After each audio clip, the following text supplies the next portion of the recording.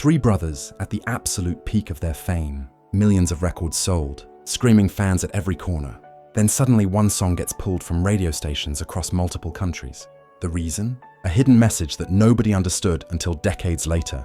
This is the untold story of the Bee Gees and the track that almost destroyed their career.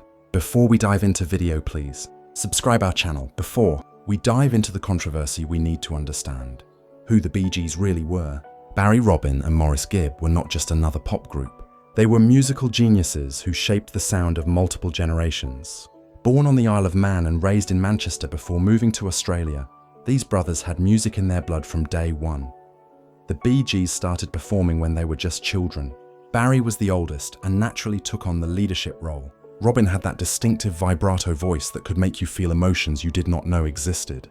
Maurice was the quiet genius who could play virtually any instrument you put in front of him. Together, they created magic.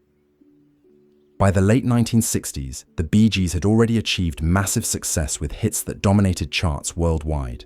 Songs about love and loss and life resonated with millions. Their harmonies were unlike anything the world had heard before. Three voices blending together in perfect unity, creating something that seemed almost supernatural. But success came with pressure. The music industry in those days was ruthless. Artists were expected to constantly produce hits. Radio stations had enormous power over what people heard, and conservative values meant that anything deemed inappropriate or controversial could be banned instantly. In 1970, the Bee Gees released a song that would become one of their most controversial works. The track seemed innocent enough on the surface. A beautiful melody, haunting vocals, lyrics that appeared to tell a simple story. But there was something else hidden beneath the surface, something that Robin Gibb had embedded into the very fabric of the song. Radio programmers started receiving complaints. At first just a few, then dozens, then hundreds. Parents were calling stations demanding to know why this song was being played. Religious groups organized protests. Conservative politicians made speeches condemning the track. Within weeks, the song was pulled from rotation in several countries. What made this situation even more bizarre was that nobody could agree on what exactly was wrong with the song.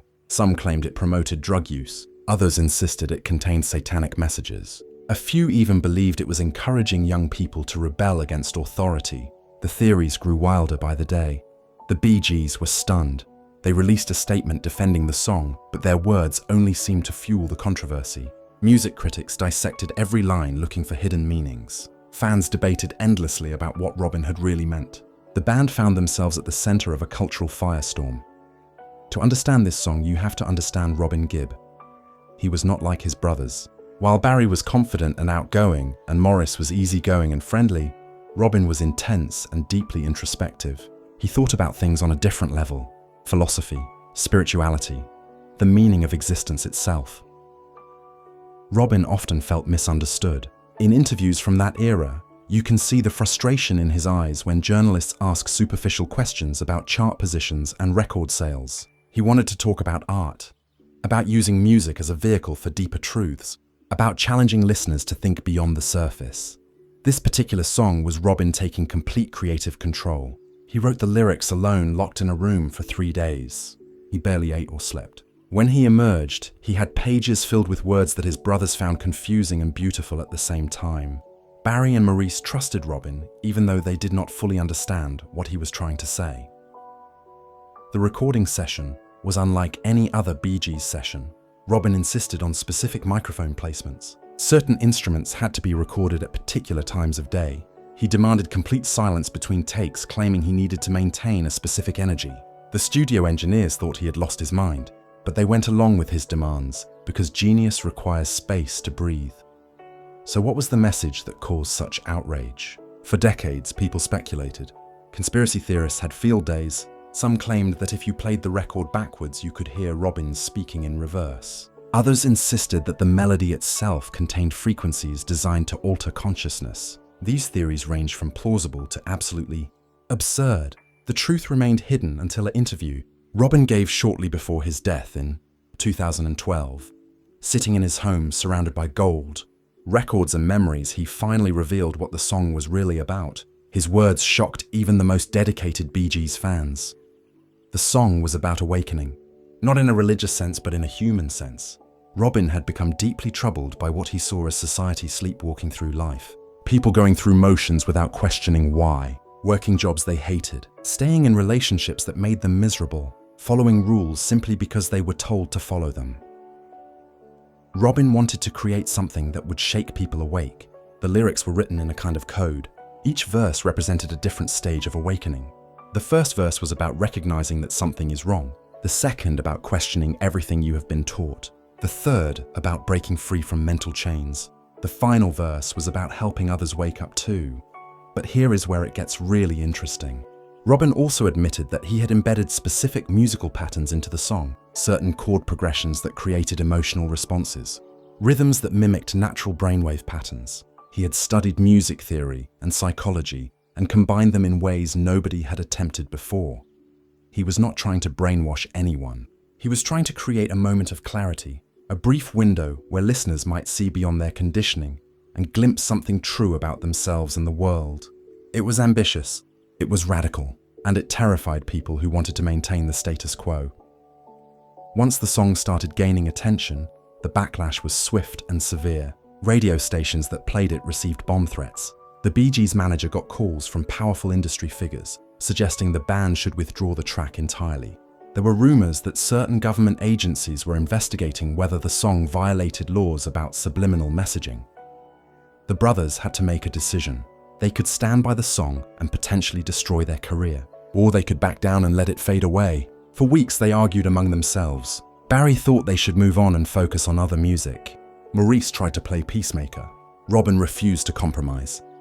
In the end, a strange thing happened. The controversy itself made the song more popular. Young people especially were drawn to anything that authority figures condemned. The song became an anthem for a generation questioning war and inequality and rigid social norms. It was played at protests and underground gatherings. Bootleg copies circulated widely. The establishment response was to try and erase it. Many radio stations simply stopped playing all Bee Gees music. Some countries banned the single outright. Record stores were pressured not to stock it. This was censorship dressed up as protecting public morality. But you cannot kill an idea whose time has come. The song survived. It went underground, but it survived. And over the years, its reputation grew. Music historians started recognizing it as ahead of its time. New generations discovered it and heard the message Robin had embedded all those years ago. The controversy put enormous strain on the brothers' relationship. Barry felt that Robin had been selfish, putting his artistic vision ahead of the band. If they lost everything because of this one song, then years of hard work would be wasted. He had a family to support, responsibilities. He could not afford to be as idealistic as Robin. Maurice was caught in the middle as always. He understood both sides. He admired Robin for having the courage to create something meaningful, but he also worried about Barry's concerns. The tension in the studio became unbearable. Sessions that used to be filled with laughter and joy became silent and awkward. There were moments when it seemed like the Bee Gees might break up entirely. The press certainly speculated about it constantly.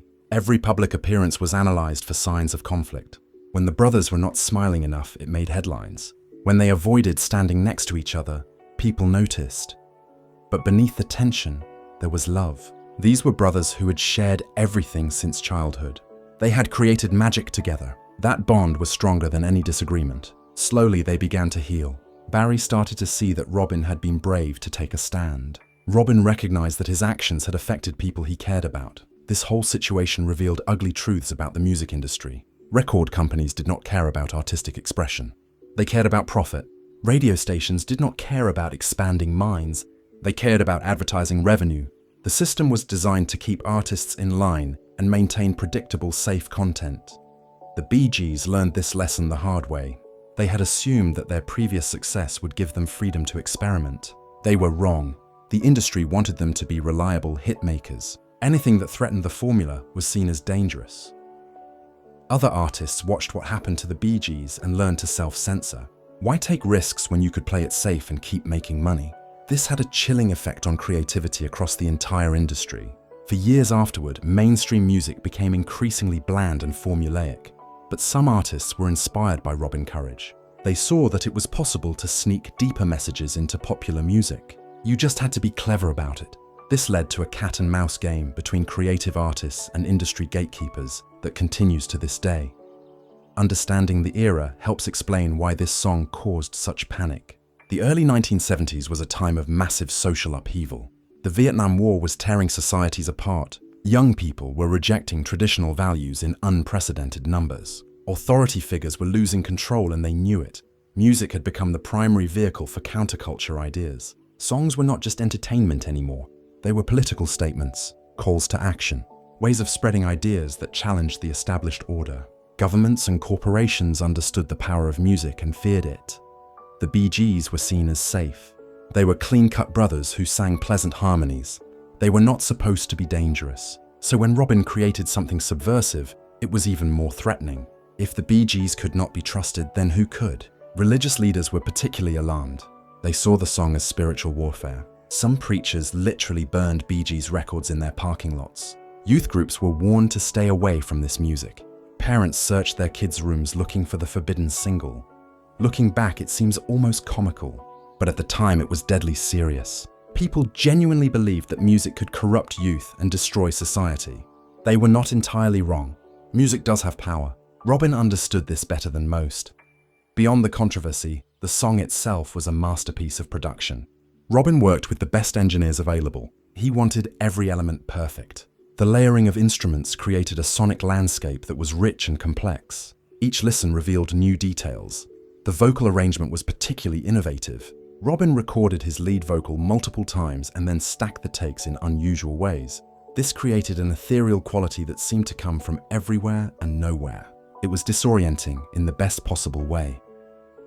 The bass line was recorded backwards, then reversed again.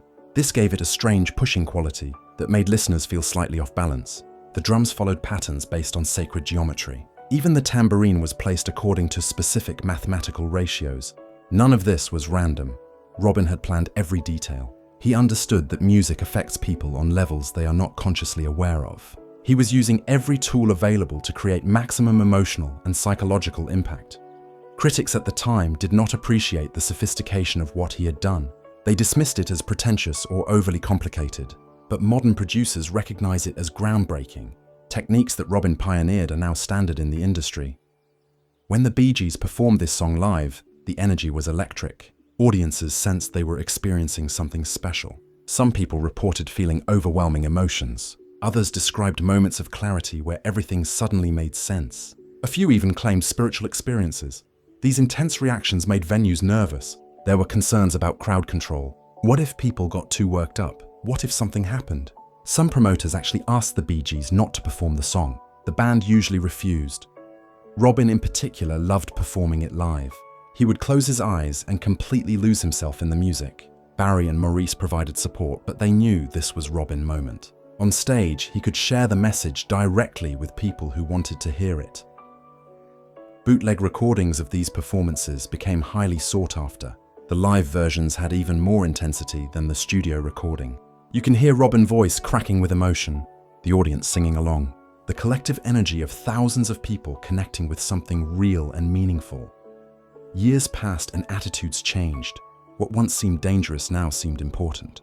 The song was reassessed by critics and historians. They recognized that Robin had been ahead of his time. He was trying to do something that mainstream music rarely attempted. Documentaries were made exploring the controversy. Academics wrote papers analyzing the lyrics and musical structure. The song was added to lists of most influential tracks of the decade. Robin lived to see his vision validated.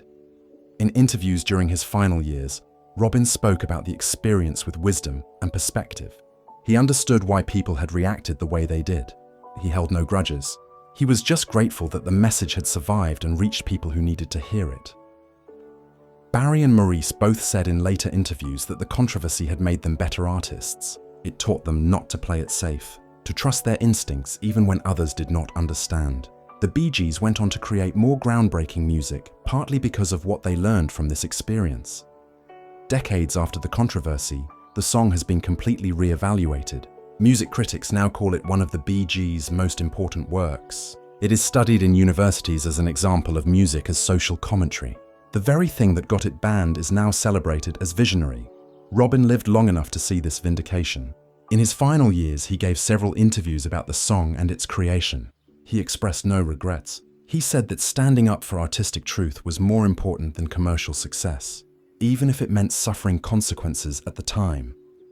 The song message about awakening and questioning authority feels more relevant than ever. In an age of social media and information overload, people are hungry for authenticity. They are tired of being manipulated. They want art that challenges them, rather than just entertaining them. Young musicians cite this track as inspiration. It showed them that pop music does not have to be superficial, that you can create something commercially viable while still having depth and meaning, that taking risks is part of what makes art matter. This story teaches us several important lessons. First, that society fears what it does not understand. The people who tried to ban this song were reacting out of fear. They sensed something powerful and different, and their instinct was to suppress it rather than engage with it. Second, that artists must be willing to suffer for their vision. Robin could have taken the easy path. He could have written another love song that would have sold millions without controversy, but he chose to create something meaningful, even knowing it might cost him everything. Third, that truth has a way of surviving. Despite all attempts to erase this song, it endured. The message got through. Sometimes it takes years or even decades, but authentic expression finds its audience eventually. Fourth, that we should question who decides what we are allowed to hear or see or think.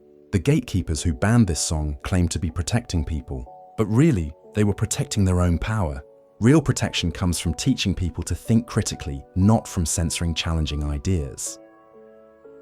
Robin Gibb passed away in 2012 after a long battle with cancer. Among his final requests was that this particular song be played at his funeral. It was a full circle moment. The track that had caused him so much trouble and pain was also one of his proudest achievements. Barry spoke at the funeral and talked about his brother's vision and courage. He admitted that he had not fully appreciated what Robin was trying to do at the time, but looking back, he could see that Robin was always pushing boundaries, always reaching for something higher.